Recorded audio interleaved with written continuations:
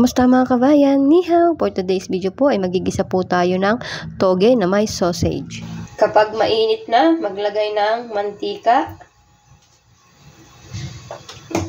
Kapag mainit na, ilagay na ang sausage.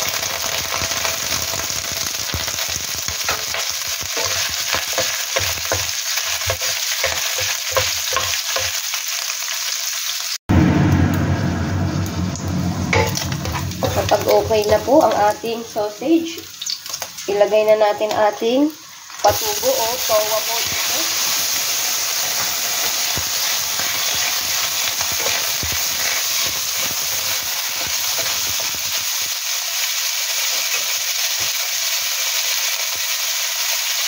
Lagyan lang po natin ng konting asin.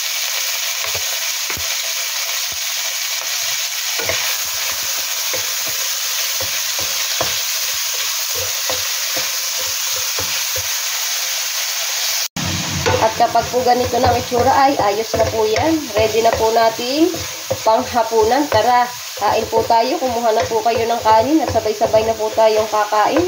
Thank you po Lord sa lahat ng blessing. Bukas po ulit. Salamat!